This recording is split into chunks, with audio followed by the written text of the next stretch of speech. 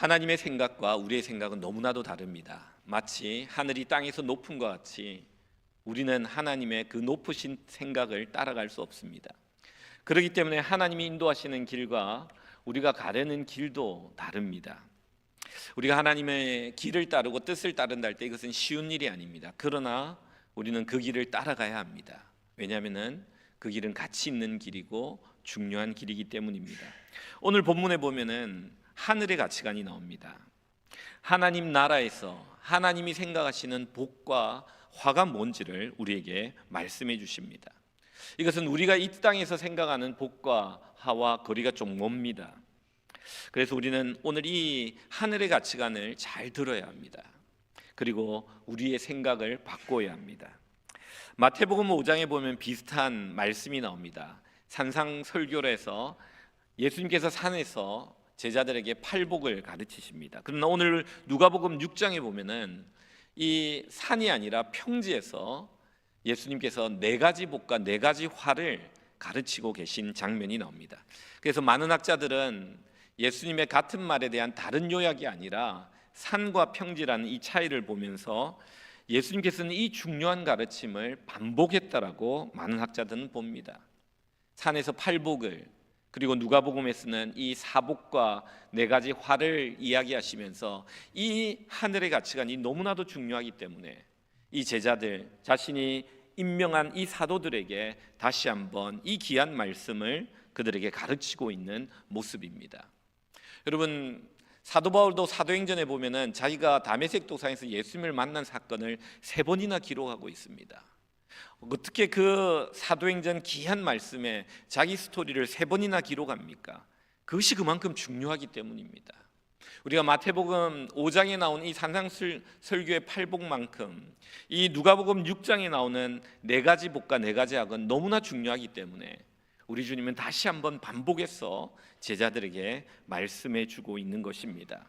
오늘 우리는 이 시간 예수님이 강조해서 반복해서 말씀하고 계시는 네 가지 복이 뭔지, 또 네 가지 화가 뭔지를 살펴보면서 우리에게 주시는 은혜를 생각해 보고자 합니다. 먼저 첫 번째입니다. 예수님이 이렇게 말합니다. 가난한 자가 복이 있다. 하늘의 가치관은 너무 다릅니다. 우리는 부자가 복이 있다, 행복하다 생각합니다. 그런데 주님은 가난한 자가 복이 있다고 말합니다.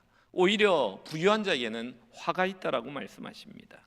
여러분 20절을 한번 볼까요? 우리 20절 같이 한번 읽겠습니다. 시작. 예수께서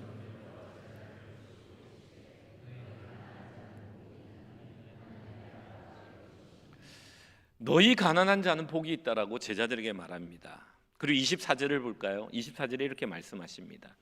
화 있을진저 너희 부유한 자여 너희는 너희의 위로를 이미 받았다. 여러분 이 세상이 생각하는 것 너무 다릅니다. 세상은 가난은 괴로움이고 고통이라고 말합니다. 복이 아닙니다. 그런데 주님은 이 가난이 복이 된다라고 말합니다. 왜 가난이 복이 될까요? 여러분 하늘의 세계에서는 이 가난이, 우리가 인생을 살아가면서 만나는 이 가난이 복이 된다고 말합니다. 왜 이 가난이 복이 되는 줄 아십니까? 우리는 가난한 그 시간에 하나님을 더 찾기 때문입니다. 여러분 가난한 자는요 부족하고 필요한 것들이 너무 많습니다. 자기에게는 없기 때문에 오직 그것을 주실 수 있는 하나님께 간절히 찾습니다. 하나님을 누구보다도 의지합니다. 의존합니다. 이런 점에서 가난이 복이 되는 것입니다. 가난 그 자체가 복이 아니지만 가난이 도구가 되어 우리가 가난한 자가 될 때 주님을 찾게 된다는 것이죠. 가난한 자의 대표는요 우리는 거지라 그러고 노숙자라고 말할 수 있습니다. 여러분 이 거지의 특징이 뭔지 아십니까? 거지는요 강구입니다. 간청입니다. 우리 이걸 구걸이라고 부르죠. 자기에게 없기 때문에 필요한 것들을 줄 수 있는 사람에게 달라고 강구합니다. 이게 중요합니다. 가난한 자가 복이 있는 이유는요 우리는 매사에 하나님을 간절히 찾기 때문입니다. 하나님께 간절히 찾다가 결국은 하나님을 만나게 되는 은혜를 경험하기 때문입니다. 제가 신학교 다닐 때 신학교에 오다 보면은 그 앞에 그 큰 문이 있는데 정문이 있는데 그게 와서 구걸하는 여자분이 계셨어요. 나이 든 여자분이에요. 근데 우리가 그 여자분 학생들을 붙잡고 한 푼을 달라고 1,000원, 500원, 100원 달라고 막 그래요. 근데 우리가 그분의 이름을 이렇게 별명을 지었습니다. 막달라 마리아. 우리를 만나면 막 달라고 그러는 거예요, 돈을. 그래서 우리가 신학생들 참 재밌죠. 그래, 너 오늘 막달라 마리아 만났냐? 그러면 앞에 계시더라, 뭐 이렇게 이야기를 했어요. 그래서 막달라 마리아인데요, 정말 대단한 분이었어요. 이분은 붙잡으면요 놓질 않아요. 뭘 줄 때까지 막 달라는 거예요. 그래서 우리가 막달라 마리아라 그랬는데요, 왜냐면은 그분은 그걸 받아야 하루 이틀 3일 이렇게 먹고 살 수 있기 때문에 너무 간절히 우리를 붙잡았습니다. 여러분, 우리가 이런 영적인 간절함이 있어야 됩니다.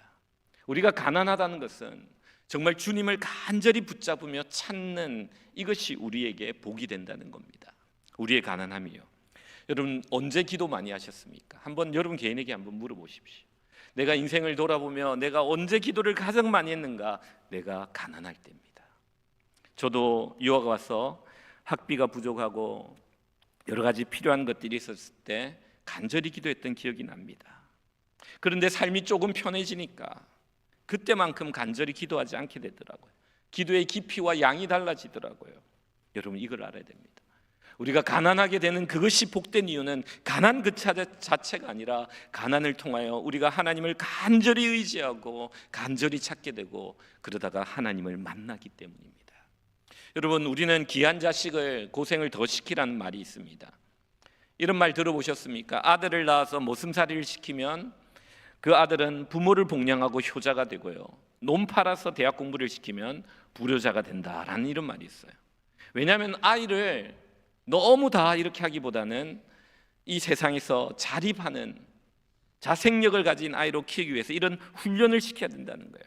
우리 주님은 이 가난을 통하여 우리를 영적으로 훈련시키기를 원하는 겁니다. 이 가난에 너가 아무것도 할 수 없는 그 순간에 하나님만을 의지하고 하나님을 찾으며 하나님만을 만나기를 원하시는 겁니다. 그래서 이 가난이 복이 됩니다. 이 시간에 하나님을 만나게 되면 어떤 단계로 넘어가느냐? 심령이 가난한 자가 됩니다. 이 심령이 가난한 자는요, 이 가난을 통하여, 물질의 가난을 통하여 나에게 이 물질을 내 삶에 필요한 모든 것들을 공급하시는 분이 하나님임을 깨달은 사람은 심령이 가난해집니다. 그럼 그는 아무리 이 세상 살아가면서 물질이 부유해지더라도 심령이 가난하기 때문에 늘 주님을 찾고 기도하며 하나님을 찾는 사람이 되는 것입니다. 사랑하는 성도 여러분, 우리는 이런 가난을 도구로 삼아 심령이 가난한 자의 자리까지 나아가야 됩니다. 그것이 하나님이 우리가 이 땅을 살면서 만나게 하는 가난이라는 고통을 통하여 우리를 훈련시키는 하나님의 복입니다.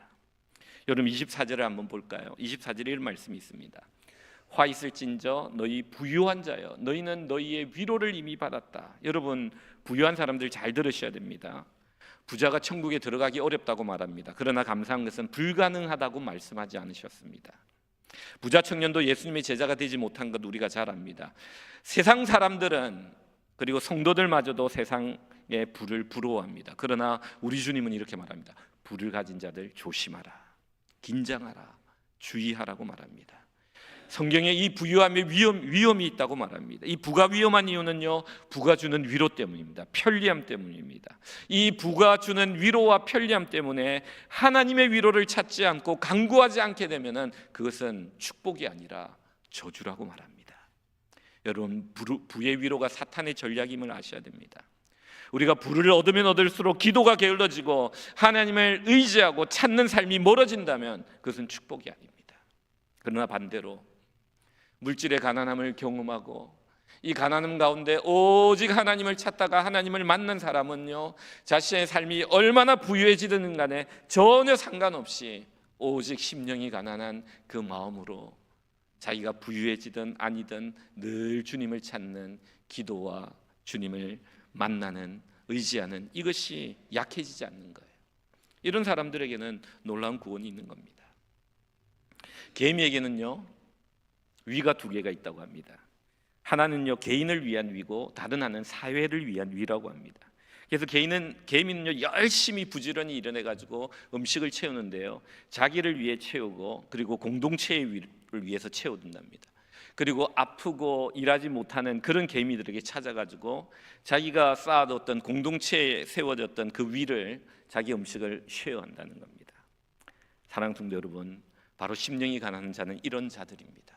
하나님 주신 것을 가지고 자기를 위로하는 자가 아니라 주위를 위로하며 오직 이 물질을 주시는 주님만을 의지하며 주님을 만나고 찾고 가난 가운데 주님을 발견하고 자기 형편이 나아지고 부유해진다 할지라도 그 주님을 잊지 않고 그 기도가 약해지지 않고 그 주님을 찾는 신앙이 약해지지 않고 돈을 의지하는 것이 아니라 오직 주님만을 의지하는 이런 사람들이 바로 심령이 가난한 자가 되는 것입니다.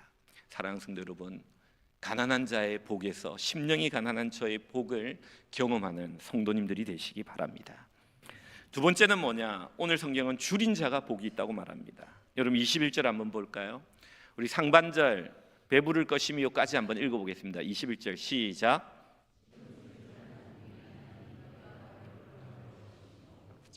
지금 여기까지 읽으면 됩니다. 배부를 것이미요까지 읽으면 됩니다. 지금 줄인 자는 복이 있으니 너희가 배부를 것이다 라고 말합니다. 여러분 이게 어떻게 복입니까? 지금 배가 고픈데 짜증이 나고 화가 나고 막 이런데 이게 복입니까? 여러분 남편 밥 조금만 늦게 주면 막 짜증내지 않습니까? 여러분 자녀들도 밥 조금만 늦게 나오면 막 짜증을 냅니다. 그런데 이게 복이 있다니, 배가 고프고 줄인데 이게 복이라뇨? 이건 뭘 의미합니까? 여러분 배가 고픈 자의 복은 이겁니다. 음식을 갈망한다는 겁니다. 배가 고픈 자의 코는 얼마나 예민한지 모릅니다. 여러분 3일만 굶으면요 저 옆집에서 풍겨나는 냄새, 평상시에 맡지도 못한 음식 냄새가 다 냄새가 맡아진다고 합니다. 여러분 이 배고픔이 여러분 중요합니다. 사람의 건강의 지표가 뭐냐면 식욕이라고 말합니다. 얼마나 음식을 갈망하고 얼마나 음식을 잘 먹느냐가 건강의 척도입니다. 여러분 영적으로도 마찬가지입니다. 내가 얼마나 하나님의 말씀을 사모하고 갈망하느냐, 이게 건강의 척도입니다. 여러분 청소년들 뉴스 그리고 청년들 보면요 얼마나 식사를 잘하는지 몰라요. 그렇기 때문에 잘 자라고 강해지는 겁니다. 제가 대학교 때 친구 집에 갔다 깜짝 놀란 적이 있습니다. 그 친구는 삼형제예요. 삼형제인데 집에 가가지고 밥을 먹는데 보니까 우리 집 국그릇이 밥을 담아 나오더라고요. 자기는 밥그릇이래요. 그 국그릇이. 우리 집에 보면 찌개 그릇이 나오는데 그게 국그릇이래요. 우리 집에 있는 세숫대야 같은 게 나오는데 그게 찌개 그릇이라고. 와 깜짝 놀랐습니다. 남자 3명이 체격이 좋아가지고 먹는데 그 먹는 양이 대단하니까 그릇 크기가 다르더라고요. 여러분 그 친구들 제가 봤는데요, 체격도 좋고요 식욕도 좋고 얼마나 건강한지 모르고 키도 크고요. 여러분 여러분의 영적인 식욕은 어떻습니까? 다윗은 이렇게 말합니다. 사슴이 신의 물을 찾기에 갈급함같이 내 영혼이 주를 찾기에 갈급하나이다. 사슴이 목말라 헐떡헐떡거리며 그 연못 물을 찾아가듯이 나는 주의 생수의 말씀을 마시기 위해 나는 늘 갈증을 잃으며 갈망하고 있다고 말합니다. 그는 또 이렇게 말합니다. 내가 주의 말씀을 사모하여 헐떡이나이다. 마치 낙타가 헐떡이듯이 내가 말씀을 사모하는 그 갈증으로 헐떡이고 있다는 것. 그는 또 이런 고백을 합니다. 주의 말씀이 내 입에 송이꿀보다 더 다나이다. 여러분 다윗의 영적 식욕은 대단했습니다.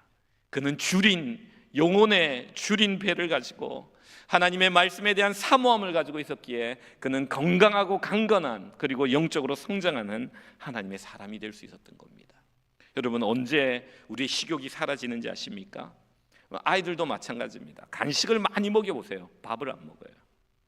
여러분 뭘 많이 먹으면요 밥을 안 먹어요. 사탄은 똑같이 이 세상의 것에 배부르게 한 다음에 영적인 것에 갈망하지 못하게 하는 것이 사탄의 작전이라는 것을 아셔야 합니다. 여러분 쇼핑 갈 때 그런 거 한번 해보셨습니까? 밥을 많이 먹고 가면요 쇼핑하러 가가지고 금방 뭐 필요한 것만 사가지고 옵니다. 근데 밥을 안 먹고 배고프게 가면요 쇼핑 카트에 막 가득 채웁니다. 마치 지금 당장 다 먹을 것 같이. 그렇지 않습니까? 여러분 사탄은 그렇게 합니다.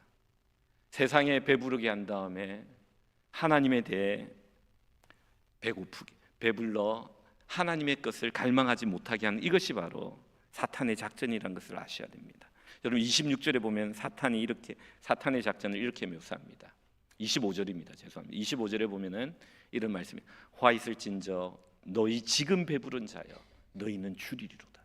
지금 세상의 것들로 배부른 자여 너희들은 마지막 주님을 만날 때 영양실족을요 곧 죽게 되는 그런 몸으로 주님 앞에 서게 된다는 거예요.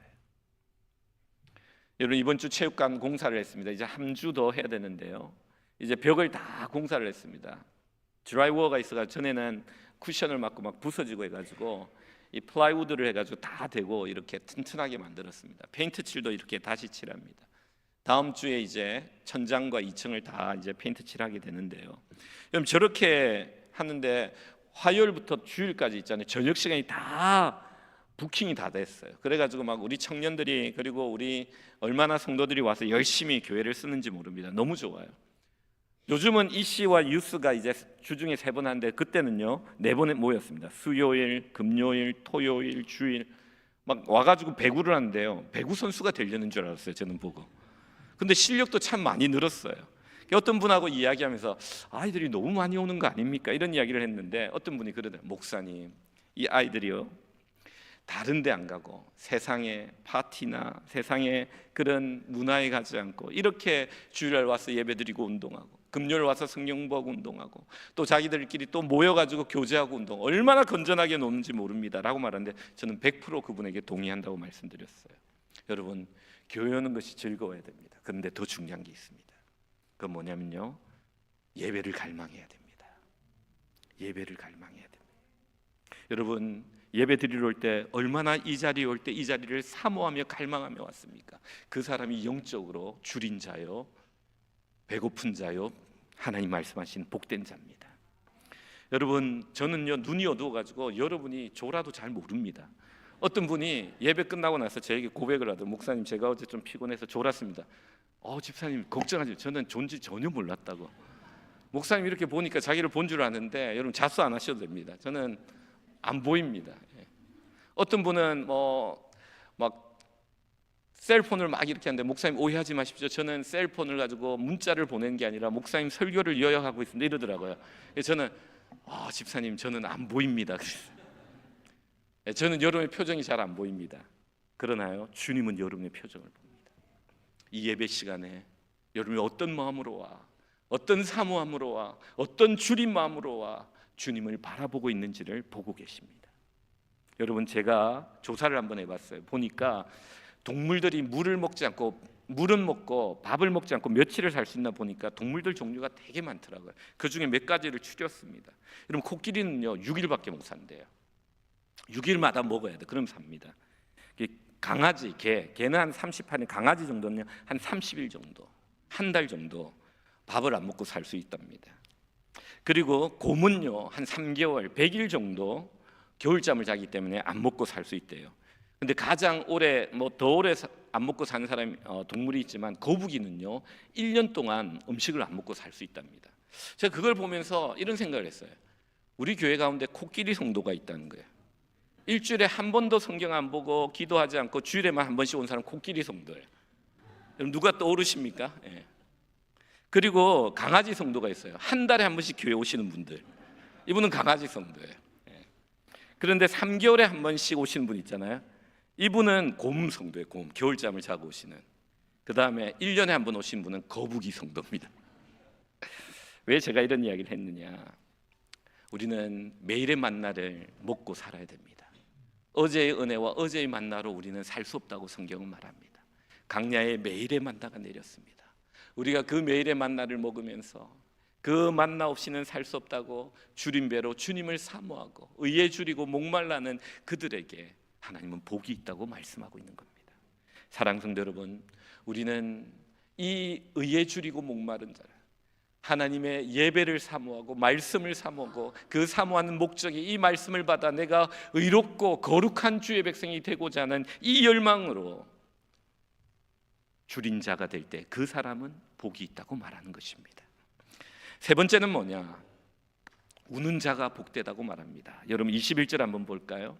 21절 후반부, 지금 우는 자는, 우리 같이 한번 읽어봅니다. 시작. 지금 우는 자는 복이 있는. 여기 보면요 우는 자가 복이 있다고 말합니다. 지금 우는 자가 나중에 웃게 된다고 말합니다. 여러분 이 세상을 사면서 우는 자가 어떻게 복이 있다고 말합니까? 여러분, 요즘 우는 자가 많으면 저 사람 우울증 걸렸나 이런 생각이에요. 기쁘고 밝고 이런 사람들이 참 에너지가 넘치고 복되다고 말하는데 성경은 그렇게 말하지 않아요. 여러분, 서양 속담에 이런 말이 있는 거 아십니까? 많은 햇빛은 사막을 만든다라는 말이 있어요. All sunshine makes desert라는 말이 있어요. 이게 무슨 말이냐면 인생에서 웃음과 기쁨만 있는 삶은요, 인생이 사막과 같아진다는 거예요. 때로는 예측할 수 없는 소나기가 있어야 된다는 거예요.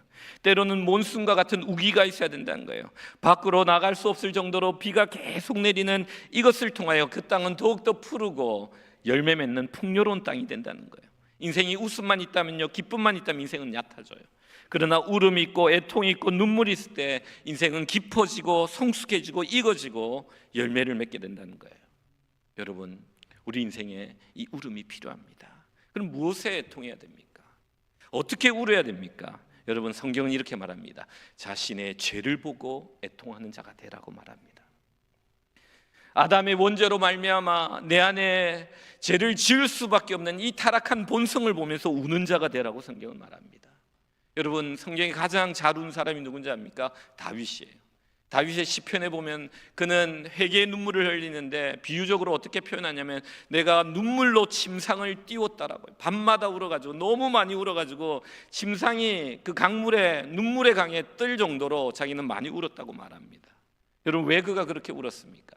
자신 안에 있는 죄를 보았기 때문이에요.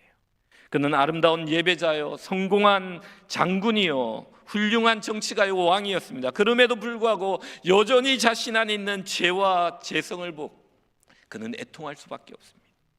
그는 이 사랑하는 종 우리아의 아내를 이 가늠한 이 죄 때문에, 그 안에 있는 이 죄성 때문에 그는 울고 또 울었던 거예요. 여러분, 우리에게 이 울음이 있어야 돼요.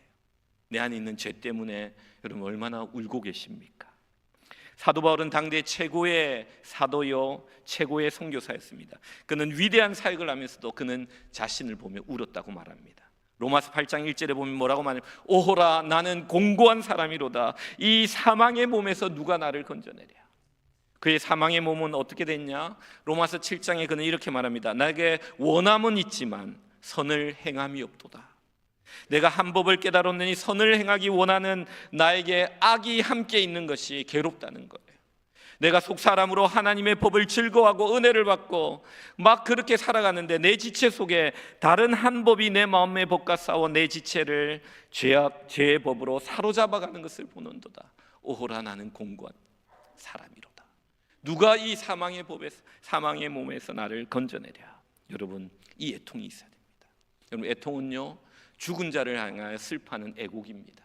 내 자신을 볼 때, 내 안에 있는 이 죄를 볼 때, 이 죄성으로 변화되지 않는, 잘 변화되지 않는 나의 이 죄를 보며 애통하는 눈물을 흘리는 자가 마지막에 웃게 된다는 거예요. 여러분, 이 눈물을 흘리지 않으면요, 마지막에 우는 자가 됩니다.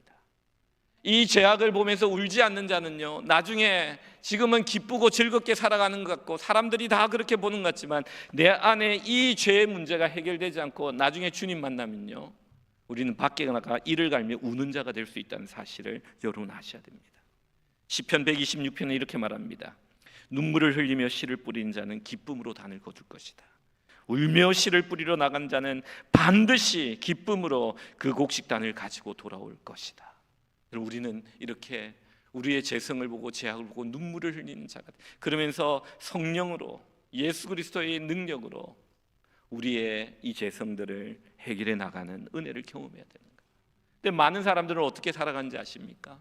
사도 요한은 7교회 라오디게아 교회를 향해 이렇게 말합니다.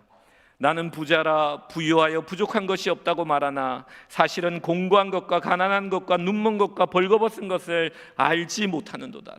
라오디게아 교회가 눈이 멀어 자신의 벌거벗은 것을 보지 못하고 있다는 거예요. 안약을 사서 발라 밝히 보고 회개하고 돌이키라고 말하고 있는 겁니다. 사랑하는 성도 여러분, 이것을 우리는 라오디게아 교인이 되었으면 안 돼요. 여러분, 25절에 뭐라고 말합니까? 이렇게 말합니다. 어떤 것이 아니야. 화 있을진저 너희 지금 웃는 자여 너희가 애통하며 울리로다. 지금 막 허허거리며 웃고 살아가는데 나중에 이 죄의 문제를 해결하지 않고 주님 앞에 가게 되면요, 우리는 어떻게 되느냐? 우는 자가 될 수 있다는 것. 여러분, 마지막에 웃기 위해서 지금 많이 울어야 됩니다. 어떻게 우느냐? 여러분, 기독교는 눈물의 종교예요. 여러분, 예배를 드리면서 나도 모르게 흐르는 눈물이 있습니까? 그게 필요합니다. 찬송을 드리며 나도 모르게 흘러내리는 눈물이 있습니까? 그게 있어야 돼요. 이 눈물이 우리의 영혼을 깨끗하게 정화시켜요. 주님 앞에 회개하며 기도하며 나에 있는 죄성을 겸손하게 돌아보며 자기의 죄와 날마다 주님께 기도하며 싸워 나갈 때 이 죄를 이기는 이 눈물이 우리를 깨끗하게 하고 우리를 조금 더 거룩한 자로 나아가게 하는 겁니다. 성경은 말합니다. 죄에 대하여 애통하는 자가 복이 있다. 마지막입니다. 오늘 성경의 가치관은요, 네 번째로 핍박받는 자가 복이 있다고 말합니다. 22절 같이 한번 봅니다. 22절 우리 같이 읽겠습니다. 시작.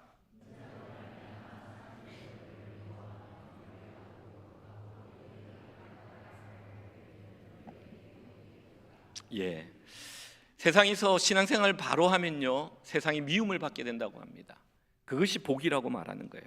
여러분, 오늘 우리가 살아가는 이 시대가 점점 그렇게 되어가는 것 같아요. 점점 종말을 향해 나가는 것 같아요. 여러분, 한국과 미국에서 있잖아요.